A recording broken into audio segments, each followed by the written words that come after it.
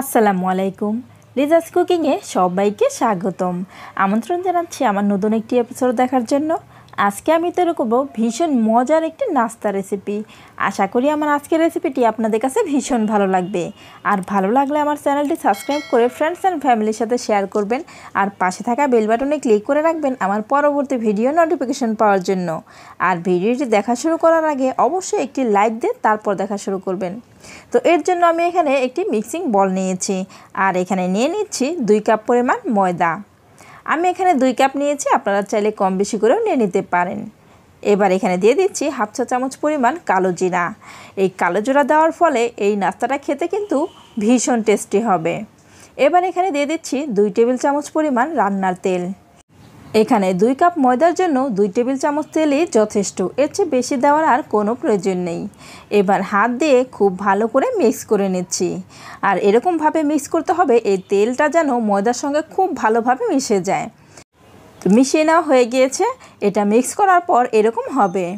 এবার এখানে দিয়ে দিচ্ছি নর্মাল তাপমাত্রার পানি।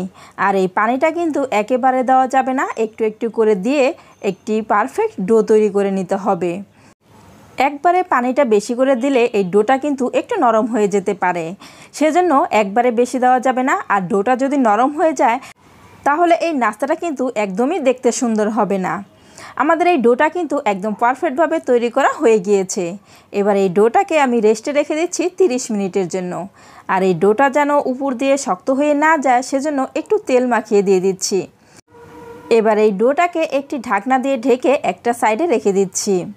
এদিকে আমি এই নাস্তার ভিতরের পুরটাকে রেডি করে নিচ্ছি। আর এই ভিতরের পুরটা রেডি করার জন্য এখানে আমি 2টি আলু সিদ্ধ করে নিয়েছি। আর আলুগুলোকে একটু ভালো করে সিদ্ধ করে নিতে হবে।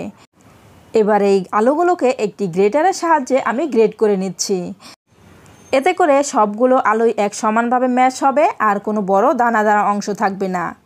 এবার এই আলুর মধ্যে দিয়ে দিচ্ছি 2 টেবিল চামচ পরিমাণ পেঁয়াজের বেরেস্তা, দিয়ে দিচ্ছি স্বাদ মতো লবণ, দিয়ে দিচ্ছি 1 টেবিল চামচ পরিমাণ চিলি ফ্লেক্স। ঝালটা আপনারা আপনাদের পরিমাণ মতোই অ্যাড করে দিবেন। দিয়ে দিচ্ছি ভাজা জিরার গুঁড়া হাফ চা চামচ পরিমাণ। অ্যাড করে দিচ্ছি ধনিয়া পাতা কুচি 2 টেবিল চামচ পরিমাণ। এবার এখানে দিয়ে দিচ্ছি 2 টেবিল চামচ পরিমাণ কর্নফ্লাওয়ার। আর অবশ্যই কিন্তু এই কর্নফ্লাওয়ারটা দিতে হবে, এই কর্নফ্লাওয়ারটা কিন্তু বাইন্ডিংয়ের কাজ করবে। এবার আমি এই উপকরণগুলোকে খুব ভালোভাবে মিক্স করে নিচ্ছি। আর এটা মিক্স করে নেওয়ার পর কিন্তু একটু শক্ত টাইপের হবে, এতে করে এই আলুটা কিন্তু আর খুলে বের হয়ে যাবে না। আমাদের নাস্তার ভিতরে পুরটা কিন্তু একদম রেডি হয়ে গিয়েছে। এবার এটাকে একটা সাইডে রেখে দিচ্ছি। এদিকে আমাদের ডোটা কিন্তু একদম পারফেক্টভাবে সেট হয়ে গিয়েছে। এবার এই ডোটা থেকে আমি কিছুটা ডো নিয়ে নিচ্ছি। আর এই পর্যায়ে কিন্তু এই ডোটাকে খুব বেশি মথার কোনো প্রয়োজন নেই। এবার এখান থেকে আমি পরিমাণ মতো ডো নিয়ে নিচ্ছি, আপনারা আপনাদের পরিমাণ মতো ডোটাকে নিয়ে নেবেন। আমি এতটুকুই নিয়ে নিচ্ছি। এবার এই ডোটা দিয়ে একটি লেচি কেটে নিচ্ছি। আর এই লেচিটা দিয়ে আমরা ঠিক নর্মাল যেরকমভাবে রুটি তৈরি করি ঠিক সেইভাবে আমরা একটি রুটি তৈরি করে নেব। এভাবে গোল করে নেওয়ার পর এখানে একটু ময়দা ছিটিয়ে দিচ্ছি, এতে করে আমাদের রুটিটা বেলে নিতে কিন্তু সুবিধা হবে। এই রুটিটা নিচে থেকে লেগে যাবে না আর খুব তাড়াতাড়ি কিন্তু রুটিটা বেলা হয়ে যাবে। রুটিটা বেলা হয়ে গিয়েছে, আমি একটু দেখিয়ে দিলাম এটা আমি কতটা মোটা করেছি। এটা এতটুকুই মোটা করতে হবে, এর চেয়ে বেশি আর কিন্তু পাতলা করা যাবে না। এবার এই রুটিটাকে চারপাশ থেকে কেটে আমি স্কোয়ার শেপ দিয়ে কেটে নিচ্ছি। একটু ভালো করে লক্ষ্য করে দেখুন আমি ঠিক এই কাজটা কিভাবে করে নিচ্ছি। আমি আজকের এই নাস্তা রেসিপিটি একদম সহজ করে দেখানোর চেষ্টা করেছি। আশা করি সবাই কিন্তু এই নাস্তাটি তৈরি করে নিতে পারবেন।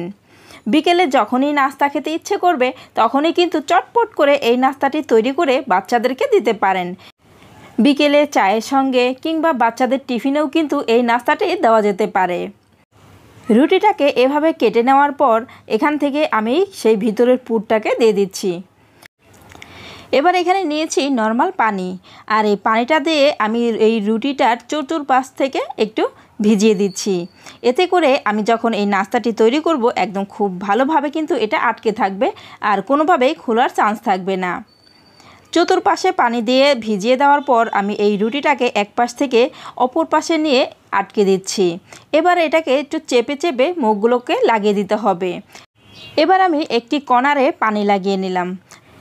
এবার এই নাস্তার দুই পাশ থেকে দুটি কোণা এনে একসঙ্গে জয়েন করে দিতে হবে। এবার এই কোণাটাকে খুব ভালোভাবে চেপে চেপে আটকে দিতে হবে যেন খুলে না যায়। তো আমার এই নাস্তাটা কিন্তু তৈরি করা হয়ে গিয়েছে। তো ফ্রেন্ডস, দেখতে পাচ্ছেন খুব সহজেই কিন্তু এই নাস্তাটি তৈরি করা হয়ে গিয়েছে। এবার এই নাস্তাটিকে একটা সাইডে রেখে দিচ্ছি। এবার আমি আপনাদের সুবিধার জন্য আরও একটি নাস্তা তৈরি করে দেখিয়ে দিচ্ছি। তো ফ্রেন্ডস, যারা এই পর্যন্ত আমার ভিডিওটি দেখছেন অথচ লাইক দেন নাই, তারা প্লিজ একটি লাইক দিয়ে দেবেন। আর যারা এখনও আমার চ্যানেলটি সাবস্ক্রাইব করেন নাই, তারা প্লিজ আমার চ্যানেলটি সাবস্ক্রাইব করে দেবেন। তো ভিতরের পুরটা দিয়ে দেওয়ার পর এভাবে একটু চেপে চেপে খুব সুন্দরভাবে বসিয়ে দিতে হবে। এবার পানি দিয়ে চতুর্পাশে ভিজিয়ে দেওয়ার পর এবার অপর পাশ থেকে রুটিটাকে এনে এভাবে একটু ঢেকে আটকে দিতে হবে। এতে করে মুখটা খুব ভালোভাবে আটকে থাকবে, ভেজে নেওয়ার সময় আর কোনোভাবেই খুলে যাবে না। এবার এই নাস্তাটিরও আমি একটা পাশে একটু পানি লাগিয়ে নিয়েছি। এবার দুই কোণাটা একসঙ্গে এনে খুব ভালোভাবে একসাথে আটকে দিতে হবে। এতে করেই কিন্তু খুব সুন্দর একটি ডিজাইন তৈরি হয়ে যায়।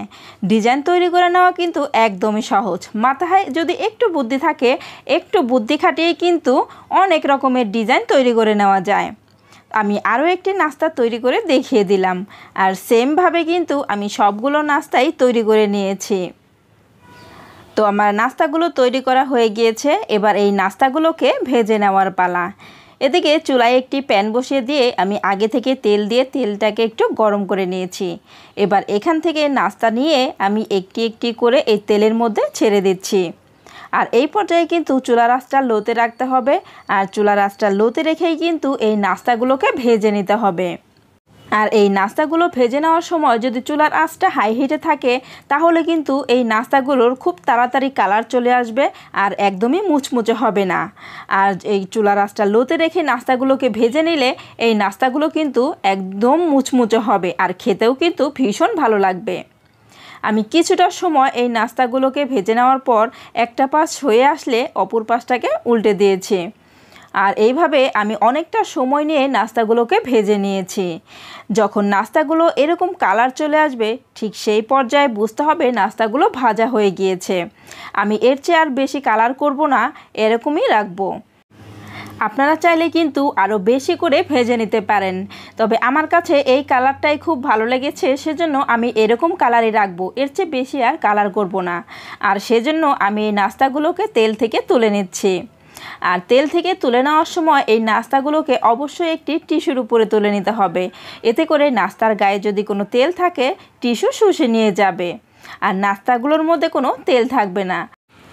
আমার এই নাস্তাগুলো কিন্তু দেখতেও যেমন সুন্দর হয়েছে আর খেতেও কিন্তু এই নাস্তাটা ভীষণই মজার। আর নাস্তাগুলো তুলে নিয়েছি, আমি একটু কাছ থেকে দেখিয়ে দিচ্ছি এটা কতটা সুন্দর হয়েছে।